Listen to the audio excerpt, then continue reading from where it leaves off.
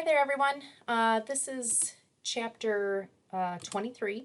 Chapter 23 in your textbook breaks down those different minerals. So as far as our dietary pattern goes, there are actually 15 essential minerals. So that means we need to actually obtain these 15 minerals through the diet. Even though there's 40 or more minerals out there, those other ones we can obtain through the air, when we breathe, and so on. So we don't necessarily need to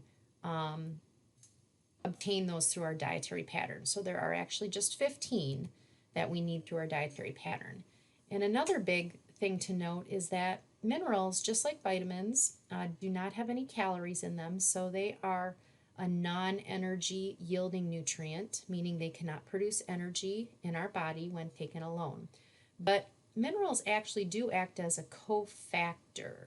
So cofactors are required for certain the activity of certain proteins. So for example, when we look at iron, iron is needed for hemoglobin's function in oxygen and carbon dioxide transport. So it's a cofactor. We need to be ingesting this iron in our dietary pattern to make sure we can have that function of hemoglobin in our body.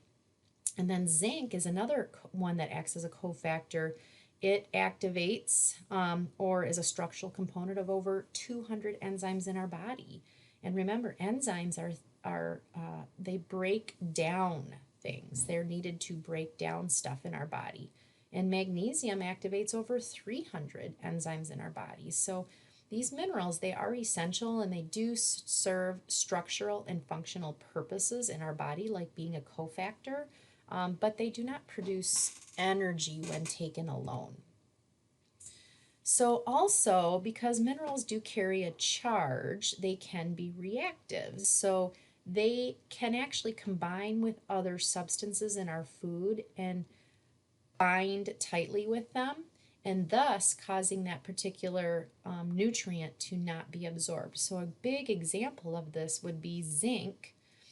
Zinc that's found in our whole grain products specifically is poorly absorbed because it bonds tightly with phytate.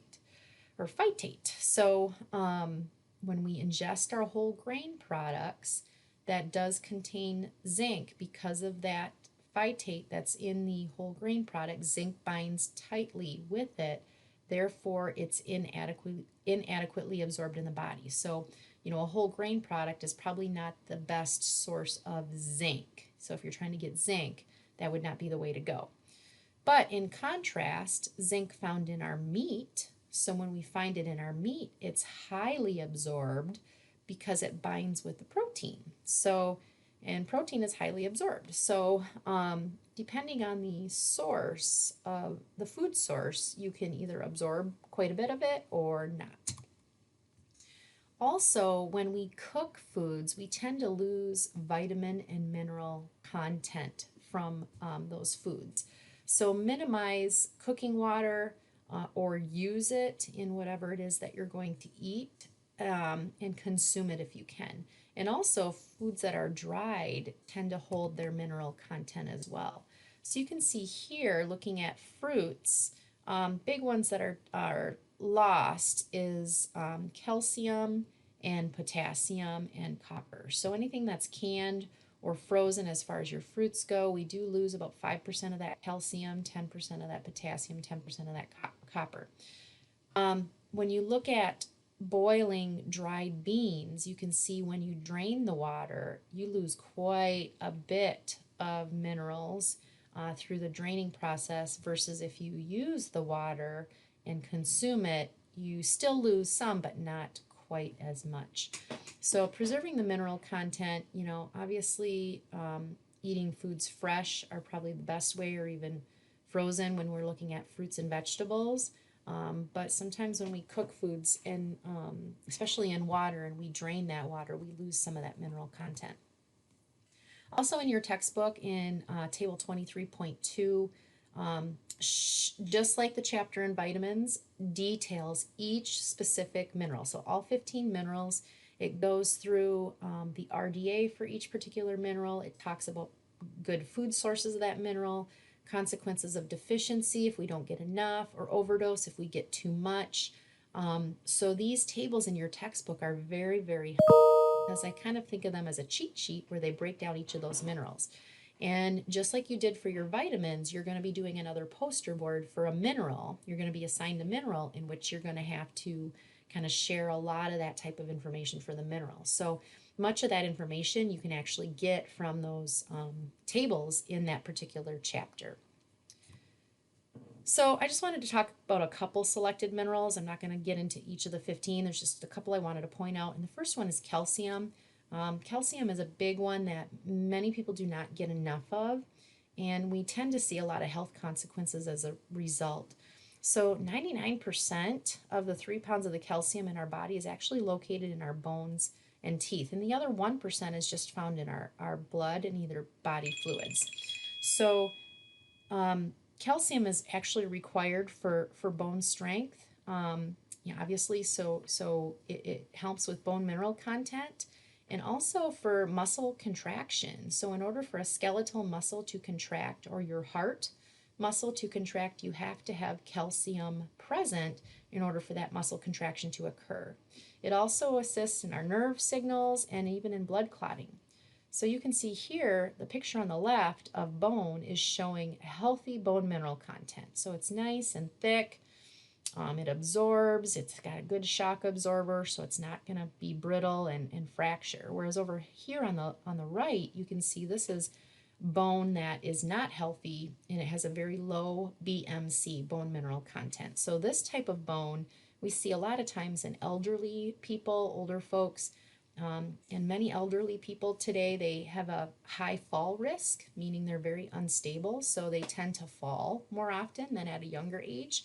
And when their bone looks like this, when they fall, what happens? It either fractures or it breaks. So you can see over here, this is what we want, a healthy bone mineral content. And bones tend to develop and grow and mineralize up to about 30 years of age. So we tend to reach our peak bone density between 30 and 40. So we see after that it starts to decrease with age. And so a big disease that is prevalent in especially older adults is osteoporosis. And that's a disease characterized by having low BMC, a low bone mineral content, which we saw in that photo.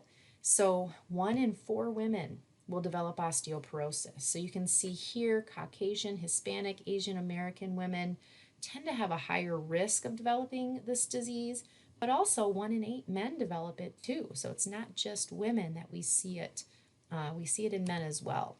So how do we increase our risk of developing osteoporosis? Obviously, as we age, we tend to see an increased risk, of course. When we lead a sedentary lifestyle, we might have a genetic factor where we have a strong family history of the disease, maybe have an inadequate vitamin D and calcium intake, and then also a smaller framed person. Somebody who has a smaller body frame tends to be at risk for osteoporosis. So you can see here the bone mass status of most adults in the United States. So about 48% have a normal bone mass at the femur neck. Okay, the femur is where? That's the bone in your leg, your upper leg. Okay, that's that big bone in your upper leg. And then in your lumbar spine. So about 48% have, normal bone mass there, but 49% of the population actually has low bone mass in those two key areas. And then about 9% are actually diagnosed as having osteoporosis in those particular areas. So again, risk factors, you can see here, all things that put us at risk for developing osteoporosis. And again, if you look at these risk factors, many of them are things that we have control over. So just simply making lifestyle changes, we can hugely reduce our risk of developing osteoporosis. So dietary patterns are key. So having a lot of a good adequate intake of vitamin D and calcium. We have to have those two together because remember, vitamin D assists in allowing our body to absorb calcium into our bones that is found in the foods that we do eat. So making sure you have adequate vitamin D intake and calcium intake together is key in helping with that bone mineral content. So you can see here good sources of calcium in our diet, not only dairy products, but low fat or fat-free dairy products are key. And even, dark green and dark green leafy vegetables like kale and broccoli are really, really good sources of of calcium as well.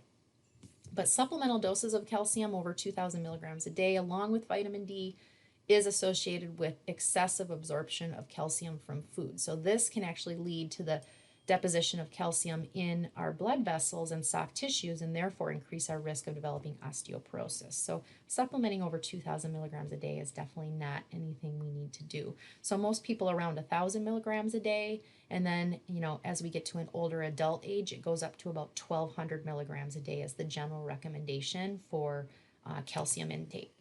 Many of our foods today are fortified with calcium, so, because we don't choose the foods that are naturally, high sources of calcium, the USDA, they have started to supplement a lot of our foods as well. And then also looking at your food label, you can see here, where can we find calcium content? Right on the bottom. This is looking at this 1% low-fat milk. It's telling me that if I ingest one serving of this, which is 1 cup, I will meet about 30% of my needs for calcium for the day. So only about 30% of my needs just in 1 cup of this particular product. So that's a great way to identify, am I getting enough calcium on a day-to-day basis? And one other big thing too is exercise, weight-bearing exercise. So like walking, for example, where you're bearing your weight versus riding a bike, which is non-weight bearing. So many people choose to walk, which is better because that increases bone mineral content, versus riding a bike, you're going to see that increase in bone mineral content. So if you can do weight-bearing exercise, that's the best way to go.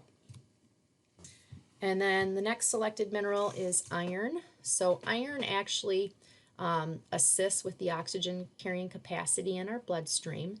Iron is actually the most common mineral deficiency that we see in the United States. About 1 in every 4 people in the world have an iron deficiency. And most of those people who are young children and women in that childbearing age. So when we look at the recommended dietary allowance for iron for 19 to 50-year-olds, men need about 8 milligrams a day, women need about 18 milligrams a day. So during those childbearing years, we tend to see a higher increase for women versus men. And then, of course, iron in our foods, you can see there's just a few listed here. But foods that are cooked in iron or stainless steel pans can also be a great source of iron. And then iron in most of our foods is definitely tightly bound. And if we ingest vitamin C with that food source, that's going to increase our absorption. So when we look here, interesting fact to think about, if your iron stores are low in your body and you ingest an iron-rich food, you're more likely to absorb the iron found in that food. But if your body stores of iron are actually high and you ingest that same iron-rich food, you can see your body will not absorb nearly as much of the iron. So, our bodies have these adaptive mechanisms depending on, how much iron is actually stored in our body. And the last mineral I just wanted to touch on was sodium. Sodium is obviously needed for fluid retention inside and outside of our cells. The problem today, though, is this is probably one of the biggest minerals that we overdose on, we get too much of. And so when we overdose and we get too much of this sodium, a lot of times it leads to an increase in our blood pressure. So blood pressure is expressed in 2 numbers. Your systolic is actually the top number, and your diastolic is actually the bottom number when we get our blood pressure measured. As far as what should our numbers be, well, between 120 over 80 or lower is actually a good healthy blood pressure. But we now are seeing that if your systolic blood pressure is in the 120s and your diastolic blood pressure is in the 80s, that would be now considered pre-hypertension. So many Americans today are diagnosed with higher blood pressure because of these new numbers that the American Heart Association has come out with. So, blood pressure is another one, just like cholesterol, that you definitely want to get checked on a regular basis. Find out what that number is, because we could be walking around with elevated blood pressure and not even know it. And what is hypertension? It's an etiological disease, meaning it has no known cause, okay? But many people suffer from this disease. And again, many of these people can reduce their risk of having high blood pressure simply by, a dietary change. Dietary habits are big. So where do we get most of the sodium in the foods that we eat? Most of it comes from our processed foods. Anything in a can, anything packaged or frozen, those are all huge contributors to our sodium intake. So be cautious about eating those foods out of a can, those frozen meals and dinners, anything in a package. A lot of times that it's a preservative, so they pack it with sodium. And then some fresh foods do have, but not as much, obviously. So processed foods would be the highest. But then adding salt at the table or when we're cooking is another huge way that we tend to see a lot of sodium in our diet. So just being cautious, paying attention to your food labels, looking at that sodium content, trying to keep your intake of sodium to no more than 1,500 milligrams a day is a general recommendation for most adults.